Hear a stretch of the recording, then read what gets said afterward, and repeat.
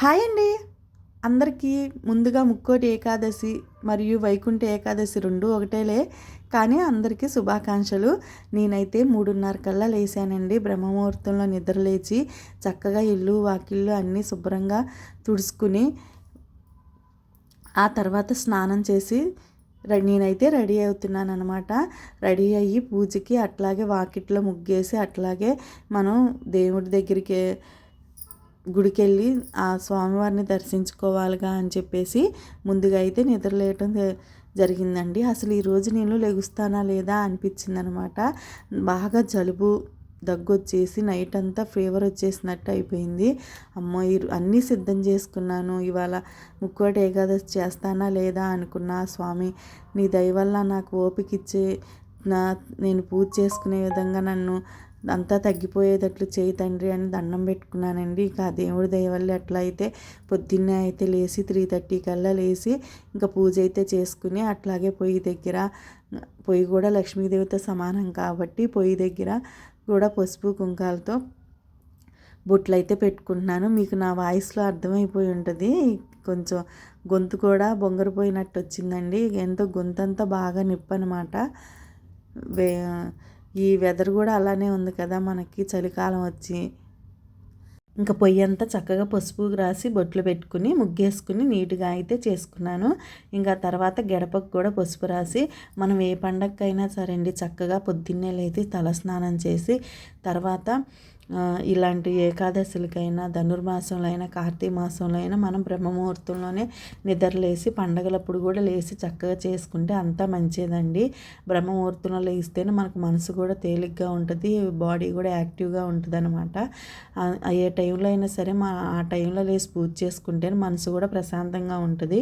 ఇంకా నేను పొద్దున్నే అయితే లేచి ఇంకా అన్నీ చేసుకున్న తర్వాత గడపకు కూడా పసుపు రాసుకుని బొట్లు అయితే పెట్టుకున్నాను అనమాట.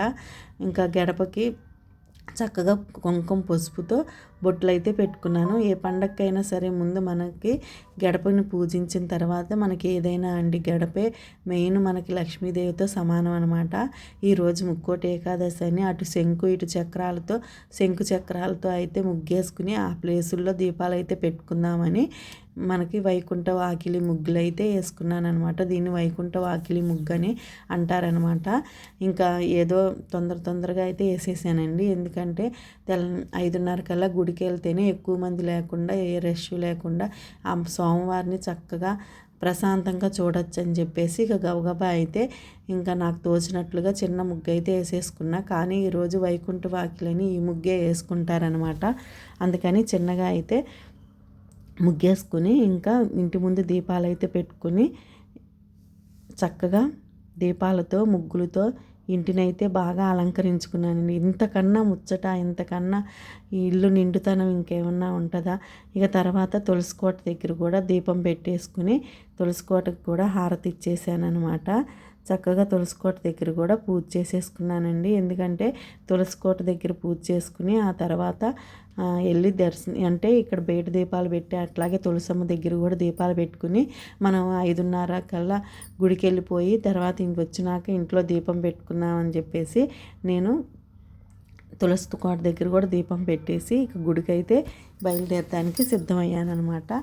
ఎందుకంటే మనకి తెల్లవారుజామునే చేసుకోవాలనే రూల్ లేదు, కానీ అప్పుడే వెళ్తే మనకు కూడా ప్రశాంతంగా ఉంటుంది. అప్పటికే గుళ్ళో చూడండి ఎంతమంది జనం వచ్చేసారో. నేను 5కే వెళ్ళిపోయాను అనమాట. కానీ ఎంతమంది వచ్చారో చూడండి. ఇంకా కొబ్బరికాయ అయితే కొట్టి గుడి చుట్టూ ప్రదక్షిణాలు చేసి ఇంకా ఇదేమి వెంకటేశ్వర స్వామి అసలు రూపం అనమాట, నిజ రూపం. వెంకటేశ్వర స్వామిని చందనంతో అలంకరణ చేశారు. ఇటేమో వైకుంఠంలో ఆ విష్ణుమూర్తి శేషశైలం మీద ఎలా ఉంటాడో పాన్పు పైన అలాగే అలంకరణ చేశారనమాట. ఇది ఉత్తరం వైపు తిప్పి ఉత్తరధార దర్శనాన్ని మన అందరికీ అందజేస్తున్నారు. ఇంకా ఆ స్వామివారి ఉత్తరధార దర్శనాన్ని ఇవాళ చూసినందుకు నాకు చాలా సంతోషంగా ఉందండి. ఎందుకంటే నేను లెగుస్తానో పూజ చేస్తానో లేదా అని నమ్మకం నాకు లేదనమాట. ఎందుకంటే రాత్రి బాగా ఇంక జ్వరం వచ్చినట్టే అనమాట. జ్వరం వచ్చింది. ఇక లెగుస్తానా లేదా అన్న అనుమానంతో ఎట్లయితే లేచి ఇట్లయితే పూజ అయితే చేసుకుని ఆ సోమవారం దర్శనం కూడా చేసుకున్నాను. ఇంతకన్నా భాగ్యం లేదు. ఇంకా బయట ఆవు ఉంటే ఆవుకు కూడా దండం పెట్టుకుని ఇంటికి వచ్చి పిండి దీపాలు అయితే రెడీ చేసుకుని నామాలతో అలంకరణ చేసుకున్నాను అనమాట. 2 పిండి దీపాలు అయితే సోమవారికి అలంకరణ చేసుకున్నాను. ఇంకా ఎక్కువ నైవేద్యం చేసే ఓపిక లేక నాకు దీనికి మించిన నైవేద్యం ఏమీ లేదండి. నాకు తెలిసినంత వరకు సలివిడి వడపప్పు పానకం సోమవారికి చేసుకుని ఇట్లా శంకు చక్రాల దీపాలు అయితే వెలిగించుకుని సోమవారిని అలంకరణ చేసుకుని అందరు దేవుళ్ళు పువ్వులతో అలంకరణ చేసుకుని ఆ శివయ్యకి అయితే నీళ్ళతో అభిషేకం చేసేసి అందరూ వైకుంఠ ఏకాదశికి శివాలయానికి వెళ్లకుండా విష్ణాలయాలకు వెళ్తారు. కానీ శివాలయానికి కూడా వెళ్తే చాలా మంచిదండి. శివాలయంకి వెళ్ళి ఆ శివుని కూడా దర్శించుకోవడం వల్ల మనకి ఇంకా మంచి జరిగిద్ది అనమాట. ఆ విషయం తెలియక అందరూ విష్ణాలయంలో విష్ణుమూర్తిని స్వరూపమైన వెంకటేశ్వర స్వామిని రాముల వారిని వాళ్ళనే దర్శించుకుంటూ ఉంటారు. ఇంకా అలాగే ఇంకా పూజ అంతా కంప్లీట్ చేసేసుకుని అటు లక్ష్మీదేవికి దుర్గాదేవికి కూడా అష్టోత్తరం చేసుకున్నాను. మనం పూజ చేసే ముందు మర్చిపోయానండి, గణపతికి పూజ చేయాలి కదా. ముందు గణపతికి అయితే పూజ చేశాను అనమాట. ఆ విషయం చెప్పడం మర్చిపోయాను. ఇంకా గణపతికి కూడా చక్కగా పూజ చేసుకుని ఆ తర్వాత శివయ్యకి కూడా అష్టోత్తరం చేసేసుకున్నాను. అంటే శివయ్యకి అభిషేకం చేశాక గణపతికి పూజ అయితే చేసుకున్నాను. ఇంకా ఆ తర్వాత నాకు ఎన్ని పూజలున్నా ఏదైనా ఫస్ట్ మాత్రం ఏంటో శివయ్యకి పూజ చేసుకుంది నాకు మనసు ప్రశాంతంగా ఉండదు. అందుకని చెప్పి శివయ్యకే మొదలు పెడతాను ఫస్ట్ పూజ అనేది. ఇంకా శివయ్యకి అష్టోత్తరాలతో లిల్లీ పూలతో పూజ అయితే చేసుకున్నాను. ఇవాళ వైకుంఠ ఏకాదశి రోజు ఉపవాసం ఉండి దేవుడి నామస్మరణలో మనం గనక ఈ రోజంతా దేవుడికి దగ్గరగా ఉండి ఆయన్ని పూజిస్తే అంతా మనకి మంచి జరుగుతుందండి. ఈరోజు ఉపవాసం ఉన్నోళ్ళు ఎవరో వండిన పదార్థాలు తినొద్దు. అంటే బియ్యంతో చేసినవి ముఖ్యంగా తినొద్దు. ఇందులో పురుషుడు అనేవాళ్ళు బియ్యంలో ఉంటాడని చెప్పి మన శాస్త్ర నమ్మకం అనమాట. ఈరోజు కనుక బియ్యంతో చేసినవి తింటే, అంటే ఉపవాసం ఉన్నోళ్ళు, మిగతా వాళ్ళు కాదు, ఉపవాసం ఉన్నోళ్ళు బియ్యంతో చేసినవి తింటే మనకు పాపం అని చెప్పేసి మనం నమ్ముతాము. ఈరోజు అందరు దేవతలు వైకుంఠం నుంచి భూలోకంలోనికి వచ్చిన రోజు అనమాట. ఇది వైకుంఠ ఏకాదశి అంటారు. ఆ విష్ణుమూర్తి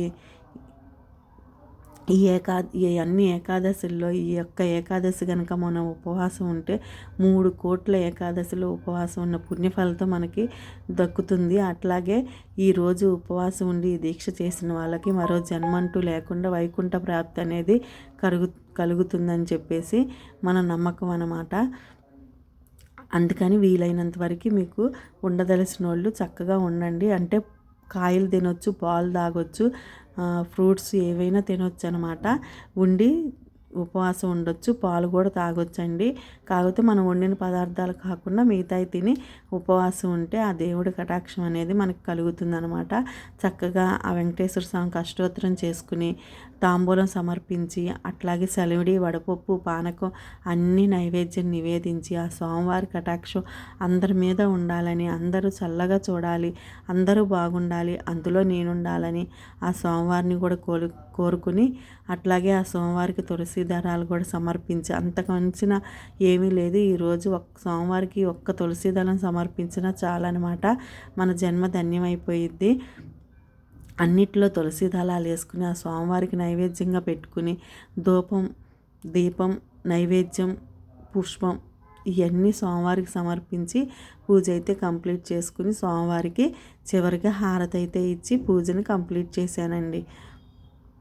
ఈరోజు పూజ ఈ విధంగా దేవుడు నా చేత దేవుడు చేయించుకోవడం కాదు, నాకు ఆ స్వామివారి పూజ చేసే భాగ్యం దక్కినందుకు నేను చాలా సంతోషిస్తున్నాను అనమాట. ఎందుకంటే ఈరోజు అసలు హెల్త్ బాగోలేదు, అయినా నేను పూజ చేయగల శక్తి నాకు ఇచ్చాడు అంటే అంతా దేవుడి దయ వల్లే. ఇంకా పూజ అయితే కంప్లీట్ చేసుకున్నాక నాకు మనశ్శాంతిగా ఉంది. చక్కగా పూజా మందిరం చూస్తుంటే ఆ పిండి దీపాల్లో, శంకుచక్ర దీపాల్లో ఆ స్వామి చాలా అందంగా కనిపించాడు. ఇంకొక విషయం చూపించేస్తాం. ఆ చిన్ని కృష్ణయ్యకి తులసి దళం వేసుకుని పూజ చేసుకోవాలని అన్ని అన్నీ ఏర్పాటు చేసుకునే తెచ్చుకున్నానండి. ముందు రోజే చక్కగా స్వామివారిని అలంకరించి తులసి దళాలతో మాలేసి ఆ స్వామివారిని పుష్పాలతో అలంకరణ చేసి ఆయనకి అటుకులు బెల్లం నైవేద్యంగా పెట్టానన్నమాట. ఎందుకంటే కృష్ణుడికి అటుకులకు మించిన నైవేద్యం లేదనమాట. కుచేరుడు ఆ అటుకులే కదా పెట్టి నైవేద్యంగా పెట్టి ఆయన్ని స్నేహితుడిగా చేసుకుంది. వాళ్ళిద్దరి స్నేహం మరువరానిది కదా. అందుకని చక్కగా అక్షయ పాత్రలో కూడా నామాల గుర్తులో వేసుకుని ఆ స్వామివారిని చక్కగా పూజించుకుని పుష్పాలతో ఆ స్వామివారికి కూడా హారతి ఇచ్చేసి నైవేద్యం నివేదించేసి హారతి ఇచ్చి స్వామివారి ఈ విధంగా కృష్ణయ్యని కూడా పూజించుకున్నానండి. మీ అందరూ నా వీడియోని స్కిప్ చేయకుండా చివరిదాకా చూసినందుకు చాలా థ్యాంక్స్. నా వీడియో నచ్చితే లైక్ చేయండి, షేర్ చేయండి, సబ్స్క్రైబ్ చేయండి. ఇంకా పూజ అంతా కంప్లీట్ చేసుకున్నాక మొత్తం ధూపంతో అయితే ఇల్లంతా ధూపం వేసుకుని ఇలా నా పూజ, నా వైకుంఠ ఏకాదశి పూజ ఇలా అయితే పూర్తయిందండి. మీ అందరికి కనుక నా పూజ నచ్చితే నాకు లైక్ చేయండి, షేర్ చేయండి, సబ్స్క్రైబ్ చేయండి, అలాగే కామెంట్ చేయండి. మీ అందరూ బాగుండాలని, ఆ స్వామివారిని ఎల్లవేళ అందరూ బాగుండాలని నేను ఎప్పుడూ కోరుకుంటాను. అదే కోరుకుంటాను కూడా, అలాగే ఉంటాను కూడా. అందుకనే ఆ స్వామి ఎప్పుడూ అందరినీ చల్లగా చూడాలి. మా వెంకటేశ్వర స్వామి బొమ్మ చూసారా ఎంత కలకల్లాడిపోతుందో. అందరూ ఓం నమో వెంకటేశాయ అని కామెంట్ అయితే చేయండి. ఇక నా పూజ అంతా కంప్లీట్ అయిపోయేప్పుడు ఈ సూర్య భగవానుడు కూడా వచ్చేసాడనమాట. అట్లాగే ఆయనకు కూడా ఒక నమస్కారం పెట్టుకుని ఆ సూర్య భగవానికి ఒక నమస్కారం చేసుకుని ఈరోజు పూజ కంప్లీట్ చేసుకున్నాను. నచ్చితే లైక్ చేయండి.